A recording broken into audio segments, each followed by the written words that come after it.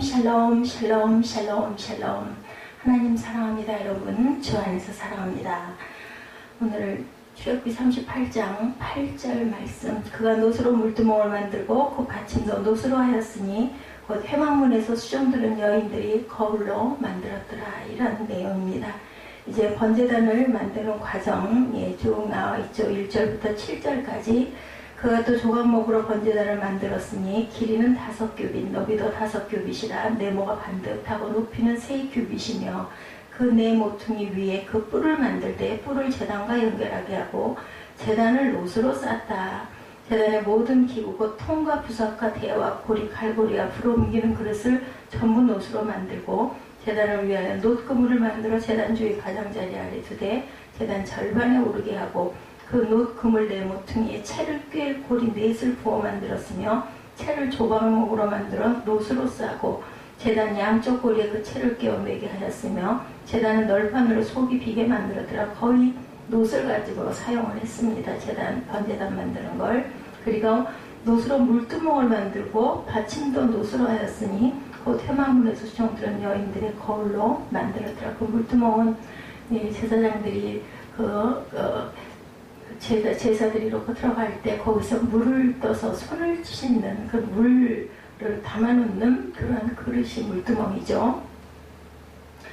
거울을 여인들이 사용하는 것은 되게 지금도 그렇지만 자신의 그 용모를 볼 때 단정하게 바르게 옷은 잘 입었는지, 그리고 머리는 헝클어진 것이 없는지, 얼굴에 뭐가 묻지 않았는지, 또한 예쁘게 화장을 하려고 거울을 씁니다. 예나 지금이나 똑같죠. 근데 그 예전 거울이 지금처럼 그렇게 아주 맑게 보이고 여러 가지 다각도의 그 모습을 볼 수 있는 그런 거울은 아니었을 겁니다. 좁은 음식점을 요즘에는 뭐 넓게 보이는 그러한 그 거울이 있기도 합니다. 역사에는 거울에 얽힌 이야기가 많이 있죠. 전쟁에 거울이 사용됐다는 사실도 또한 놀랍기도 합니다. 기원전 215년 로마 함대는 히랍의 도시 시라쿠시를 공격합니다. 이때 이 도시의 유명한 수학자고 발명가인 아르키메데스, 그분 아시죠? 그는 약세인 나라를 지키고자 기발한 발명을 합니다.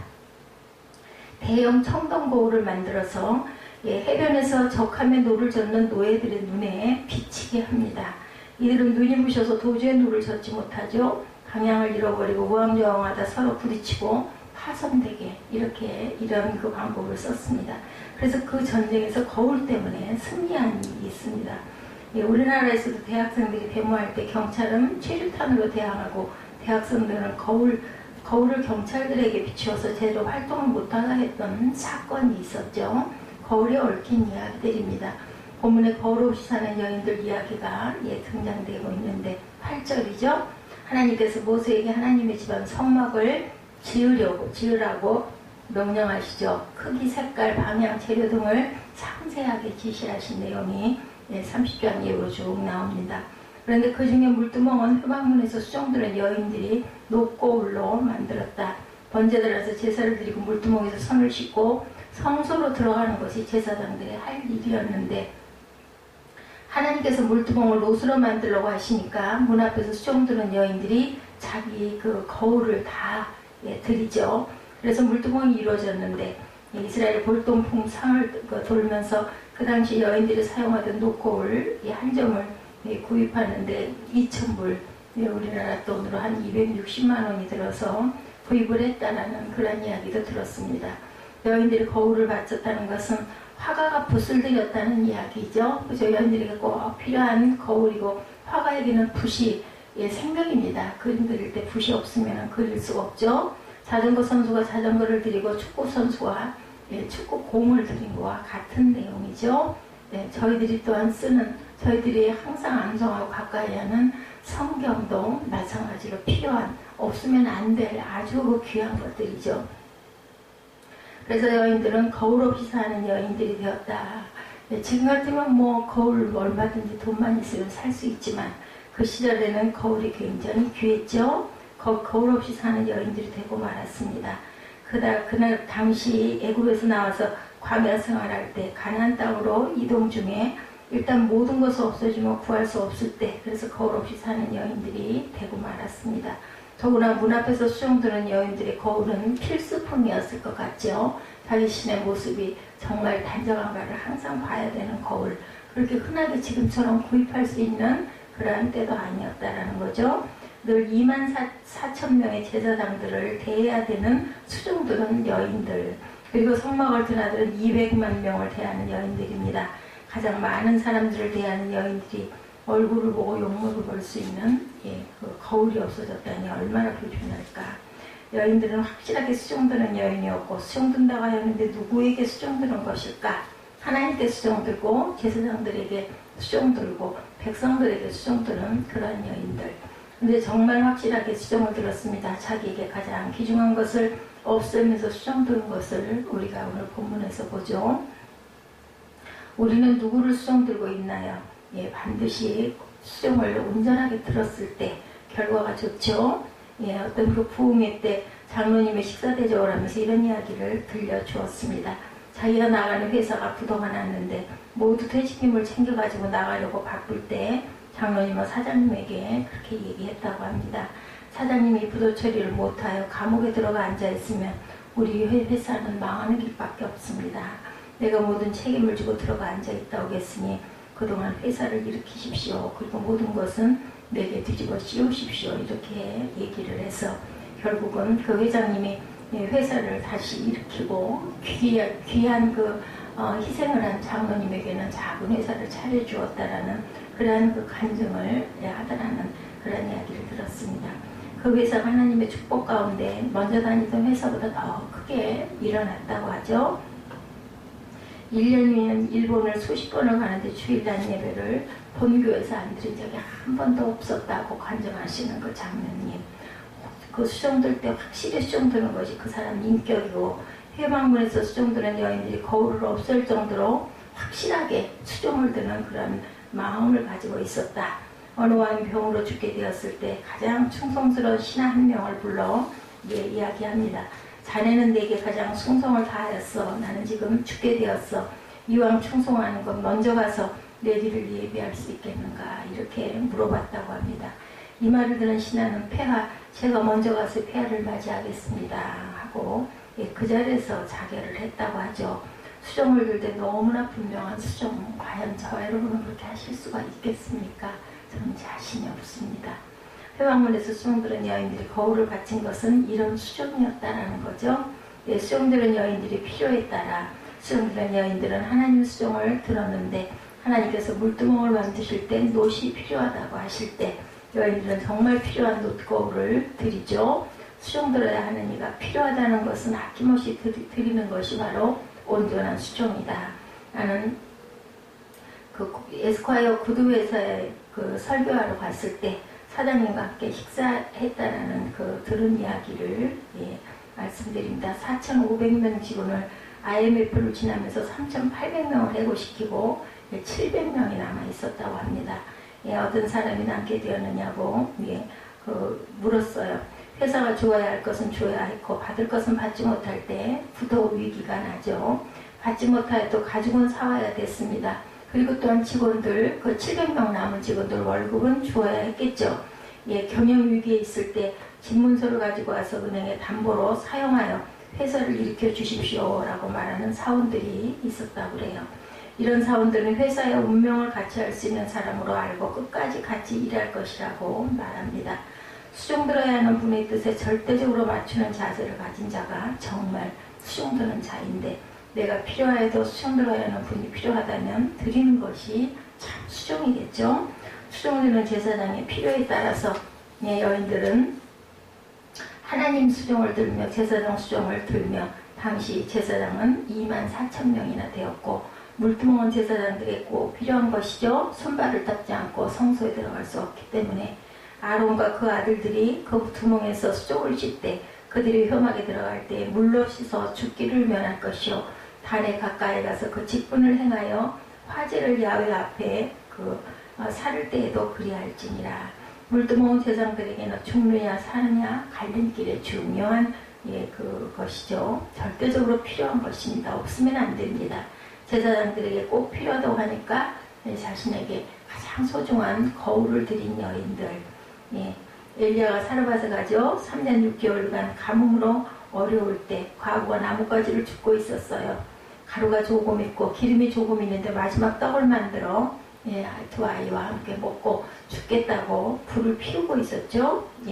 엘리야가 그 집으로 가서 마지막 가루와 마지막 기름으로 마지막 떡을 만들 때까지 기다렸던 엘리야가 그 떡을 달라고 합니다.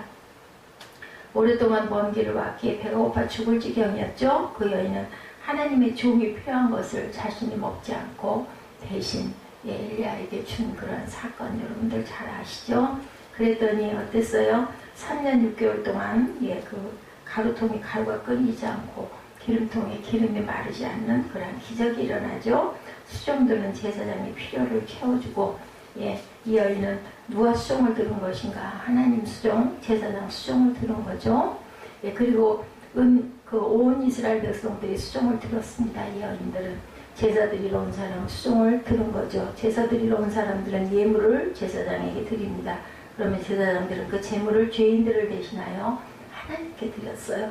그리고 그 사람의 기도 제목을 가지고 성소에 있는 분향단으로 들어갑니다. 성소에는 떡상, 등대 분향단 3개가 있죠. 떡상의 떡은 안식일에만 먹습니다. 등대에 부른 담당자가 하루에 2번 기름을 공급합니다. 그러나 분향단은 수시로 들어가서 기도하는 곳인데 향은 하루에 2번 담당자가 공급을 합니다. 사무엘 어머니 한나가 기도로 왔을 때도 제사장이 대신 들어가 기도했죠. 성소에는 제사장만 들어갈 수가 있고 성소에 들어갈 때는 이미 언급한 대로 물두멍에서 손발을 닦고 들어가야지 그냥 들어가면 죽습니다. 그러므로 온 백성을 위하여 물두멍은 꼭 필요한 것이었고 하나님께 꼭 필요하고 제사장들에게 꼭 필요하고 백성들에게 꼭 필요한 것이 바로 물두멍이었습니다. 백성들에게 꼭 필요한 것이 물두멍이니 이 여인들은 백성들을 수정금다고 하면서 백성들이 필요한 것이니 거울을 드린 거죠. 그래서 거울 없이 사는 여인들이 되었다. 사실 이 여인들은 수많은 사람들을 접하며 살기에 몸단장이 필수였는데도 그래서 여인들은 성적 대상이기도 했다고 하죠. 엘리가 매우 늙었더니 그 아들들이 온 이스라엘에 행한 모든 일과 회막문에서 수종들은 여인과 동침하였음을 듣고 그들에게 이르되 너희가 어찌하여 이런 일을 하느냐 내가 너희의 악행은 이 모든 백성에게 듣노라. 사무엘상 2장 22~23절에도 기록되어 있습니다. 항상 사람들을 접하는 여인들이라 뽑을 때에도 그 예쁜 여인들을 뽑았겠죠. 얘들은 남자들을 홀릴 만한 아름다움을 지녔고 항상 몸을 그렇게 단정하였던 그런 여인들. 그래서 이런 미드러시 이야기가 전해 내려옵니다. 모세가 성막을 만들겠다 하면서 헌물을 광고했을 때 얼마나 많은 헌물이 들어오는지 그만 가져오라고 할 정도였다라고 하죠. 모세는 초기에는 여인들로부터 헌물을 받으려 하지 않았습니다. 남자들만 동원했습니다. 그러나 나중에 여인들도 바치는 일에 그 열성을 간대입니다. 여인들이 모세에게 와서 항의합니다. 당신은 왜 여자들이 헌금 드리는 걸 받지 않습니까? 여자들은 하나님의 이름을 높일 수가 없다는 말입니까? 여기 우리들이 입고 있던 옷들이 있습니다. 남자들 눈에 띄지 않게 우리 몸을 가리던 옷입니다. 우리의 정성입니다. 이 옷에서 실을 뽑아 하나님이 집 휘장을 만들어야 합니다. 우리 전장에 나오던 말씀입니다. 우리들이 사용하던 놋거울이 있습니다. 이 거울은 남자들이 전혀 사용하지 않았던 물건입니다. 우리도 헌신하고 싶습니다. 여인들이 모세에게 놋고를 가지고 나타났을 때 모세는 화가 나서 여자들에게 말합니다. 육체를 아름답게 만드는데 사용하던 거울이다. 선정적이고 성적일 수도 있다. 이런 것을 거룩한 하나님 집을 만드는데 어떻게 사용할 수 있겠느냐. 이때 하나님께서 모세에게 말씀하시죠. 모세와 이스라엘 백성들이 내 집을 지으라고 수많은 물질을 봉헌하였다. 그 중에 내가 가장 기뻐하는 것이 여인들이 바친 놋거울이다. 이유가 있었습니다. 내 백성들이 애굽에서 경무에 시달리고 있을 때 남자들에게는 기쁨이 없었다. 항상 일에 지쳐 살고 있었다. 남자들이 온종일 애굽 감독관들에게 시달리고 나서 집에 돌아오면 여인들은 자기 남편에게 먹을 것 마실 것을 정성스럽게 대접해준다. 남편들이 안식을 취하고 기쁨으로 먹고 마실 때 여인들은 이 거울을 꺼내 몸을 단장하고 남편들에게 여자들이 예쁘게 보이려고 하죠. 그렇게 예쁜 모습을 보고 단장하는 아내들을 보면서 남자들은 성적인 욕망을 느끼고 아내들을 품게 되었다. 그래서 자녀를 많이 낳게 되죠. 내가 내 백성을 하늘의 별과 같이 바닷가의 모래알같이 번성시켜 주겠다고 하였는데 그 예언을 이루게 한 도구가 바로 이 거울이다. 그래서 나는 이 거울이 제일 귀하다고 생각한다. 모세야, 이 거울을 녹여 물두멍을 만들어라. 그래서 제사장들의 손발을 깨끗이 씻게 만들어라. 그래서 이 거울은 여인들을 예쁘게 만들어 남자들의 성적 충동을 일으켰고, 그랬기에 아브라함에게 약속한 하늘의 별과 바닷가의 모래알같이 인구가 번성하는데 큰 역할을 담당했던 도구였고, 이런 여인들에게 필수품인 거울을 드리는 거울 없는 여인들이 생겨나게 됐다. 그 후에 여인들은 보상을 받습니다. 여인들의 남편으로부터 공연히 의심을 받을 때 이렇게 하라고 하나님께서 명하시죠. 아내가 정결한데 남편이 의심할 때는 성막 번제단 앞으로 옵니다. 제사장은 토기에 물두멍 물을 담습니다.